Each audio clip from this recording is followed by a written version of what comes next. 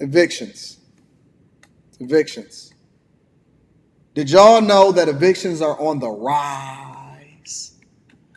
Evictions are on the rise. Shout out to my Sconies. If you know, you know. Shout out to Sconey Island. All of my 8 miles. Shout out to my 7 miles.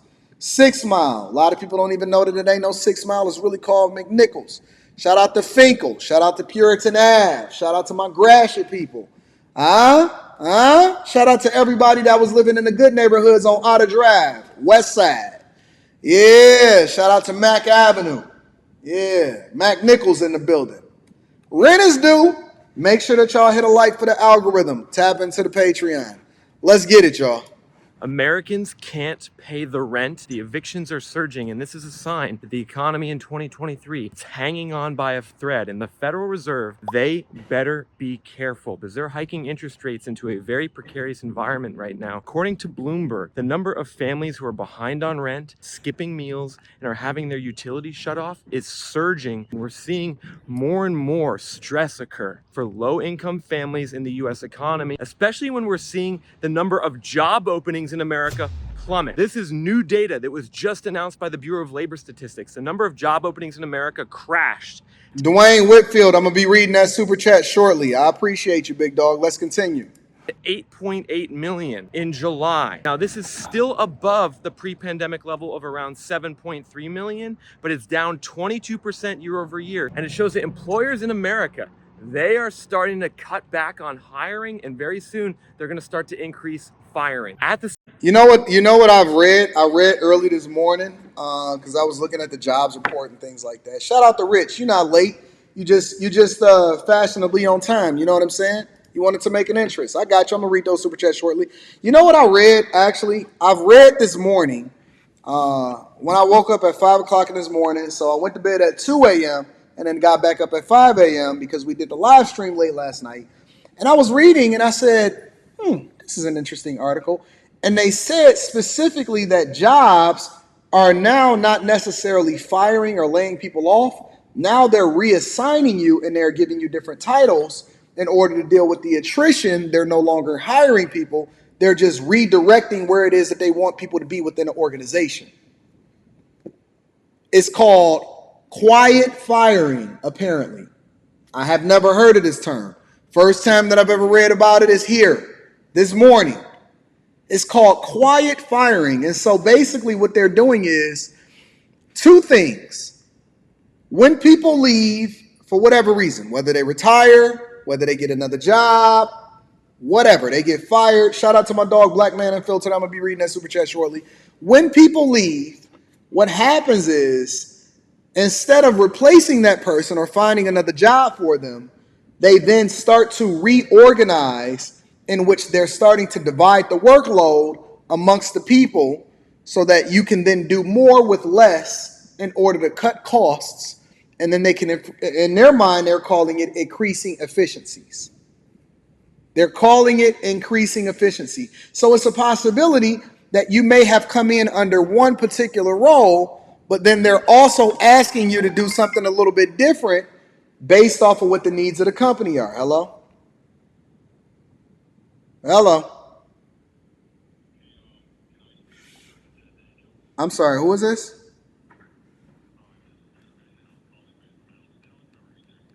I'm sorry, you calling with who? You have the wrong. I think you got the wrong number.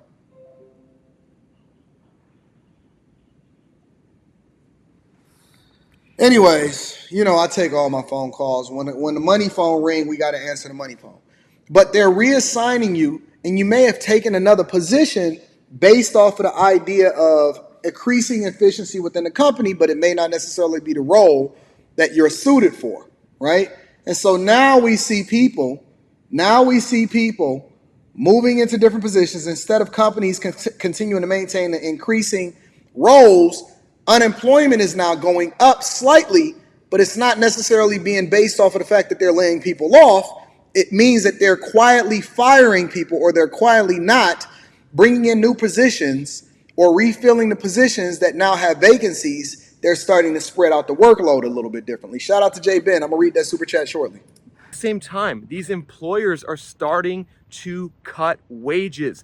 A new survey from ZipRecruiter shows that nearly half of all employers have lowered the salaries year over year for the same open position. I'm starting to get really concerned that the Federal Reserve isn't really paying attention to all this. And in fact, I think the Fed might be almost trying to make this happen, because when you look at the fact that they're still likely to hike interest rates one more time this year, into this downturn, which is becoming so obvious, you got to start wondering, like, could the Fed actually end up crashing the economy in their effort to tame inflation? Because when I look at the data right now, everyone, I'm seeing some very concerning I want to move over into signals. something CNBC, specific. they just reported that the unemployment rate unexpectedly rose to 3.8% in August as the government revised down job counts in June and July.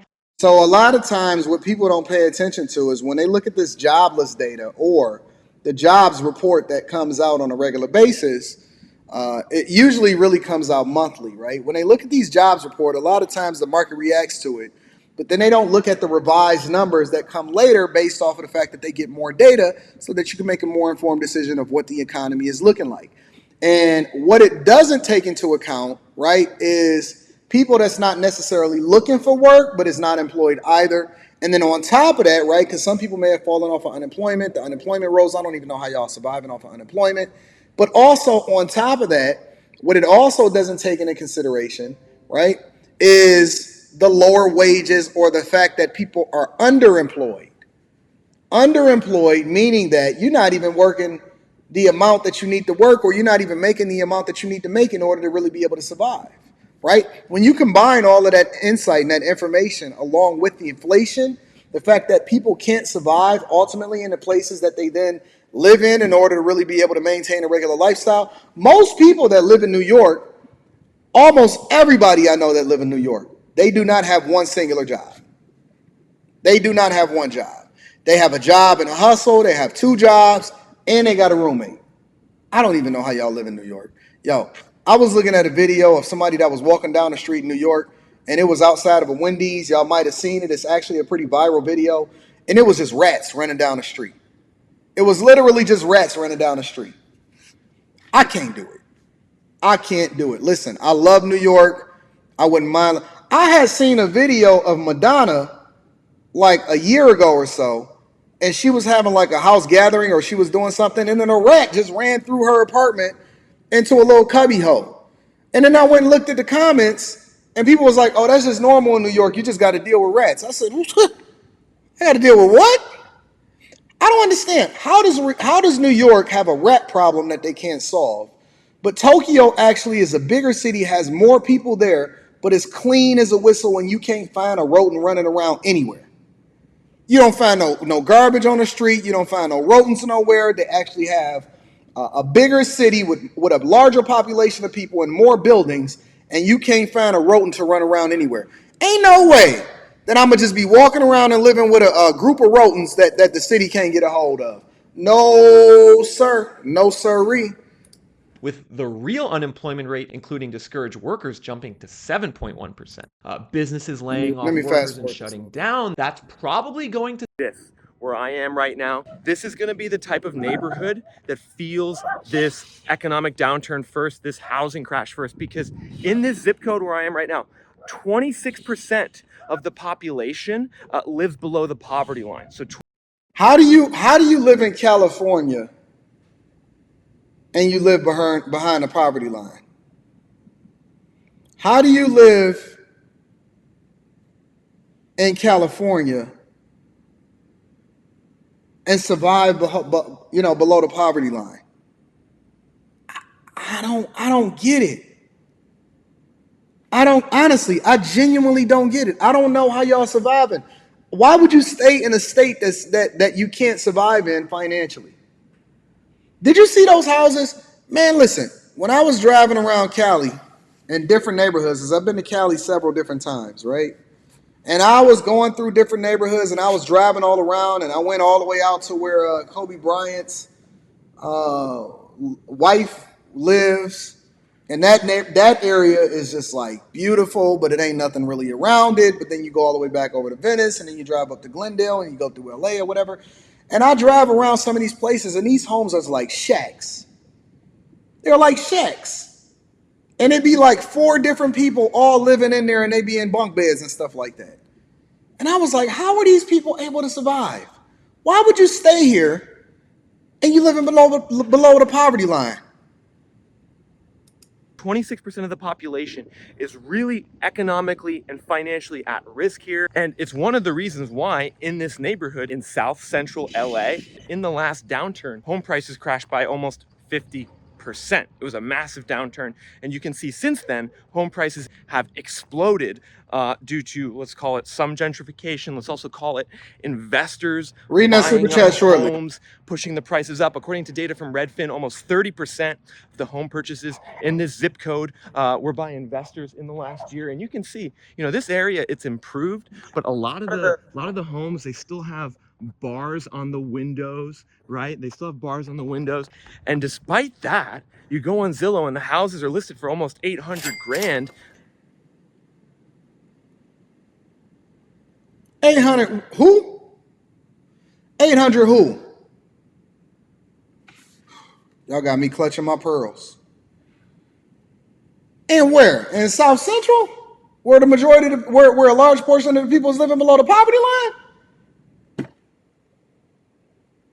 I almost cursed. I'm not gonna curse though, church people. I'm not gonna curse though, church people. I'm not gonna curse though, daycare people. Don't worry about it. I got y'all back. Anton has been on his best behavior today. Are you telling me that they selling cribs for $850,000? That's a basic shack over there in South Central. The neighborhood where they made a whole movie about called South Central?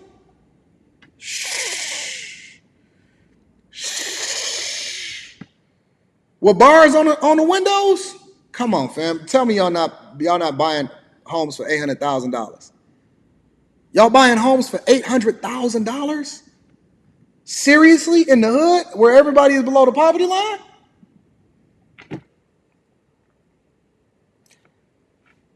I've been planning and I've been buying up land. I'm going to just stay in my good old Michigan. I'm cool with Michigan. I love Michigan. It's got all 4 seasons. It's good energy, good vibe. Property taxes ain't too high. We got a trash governor, but it's okay.